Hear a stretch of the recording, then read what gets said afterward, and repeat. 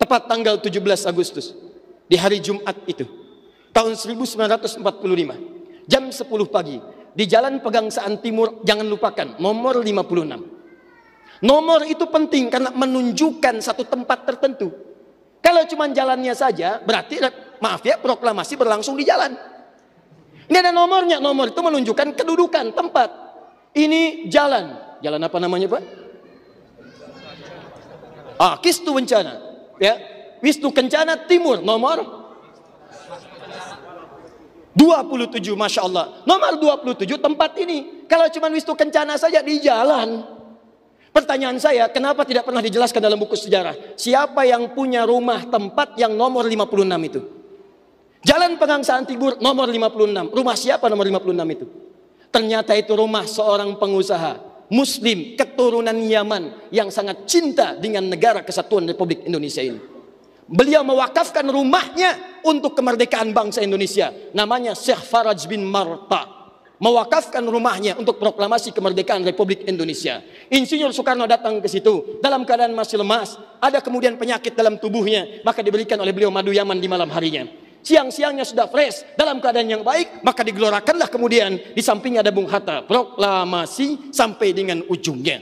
Teman-teman, proklamasi 17 Agustus tahun 1945 itu memiliki saham yang kuat dari pertemuan-pertemuan dan perjuangan para ulama. Sebagaimana dirilis media online, jatimtimes.com, tanggal 21 Agustus tahun 2024.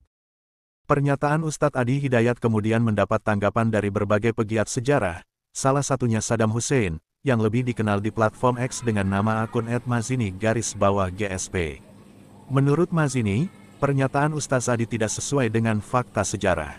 Ia menjelaskan bahwa sebelum ditempati oleh Bung Karno, rumah di Pegangsaan Timur nomor 56 dimiliki oleh JHR, Peter Rutgerveit, seorang pengacara dan anggota Departemen Hukum dan Sejarah Batavia.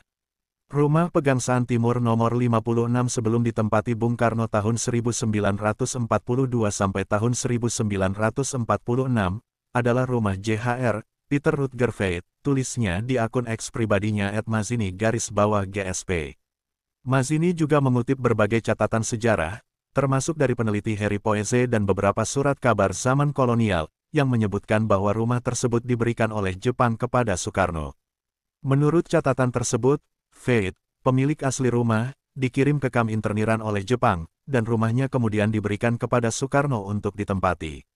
Catatan Harry Poeze menerangkan rumah Pegangsaan nomor 56 milik Mazini menyebutkan, bahwa rumah tersebut sempat dijual kepada pemerintah Indonesia, pada tahun 1948, seharga 250.000 gulden. Hal ini dikonfirmasi oleh pemberitaan surat kabar Provinciale Offeris Selse and Zolse Kuran, pada tanggal 12 Juli tahun 1948. Rumah itu kemudian digunakan untuk berbagai keperluan kenegaraan, termasuk penandatanganan UUD, RIS, pada tanggal 14 Desember tahun 1949, dan tempat menginap Bung Karno beserta keluarganya, selama beberapa malam pada Januari tahun 1950. Mazini menekankan, bahwa tidak ada bukti yang mendukung klaim Ustadz Adi Hidayat, mengenai Syekh Farad bin Marfa, sebagai pemilik rumah di Pegangsaan Timur nomor 56.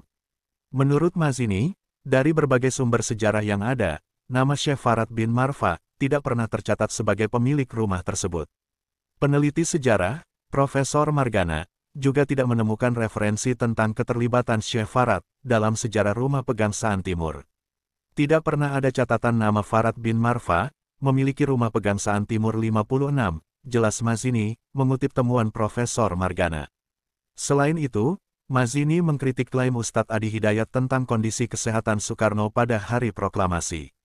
Menurut Mazini, Soekarno memang dalam kondisi kurang sehat, namun ia diobati oleh Dr. R. Soeharto, bukan dengan madu Yaman, seperti yang diklaim oleh Ustadz Adi Hidayat. Klaim Ustadz Adi Hidayat dianggap menghapus peran penting Dr. R. Soeharto sebagai pelaku sejarah yang merawat Soekarno saat itu.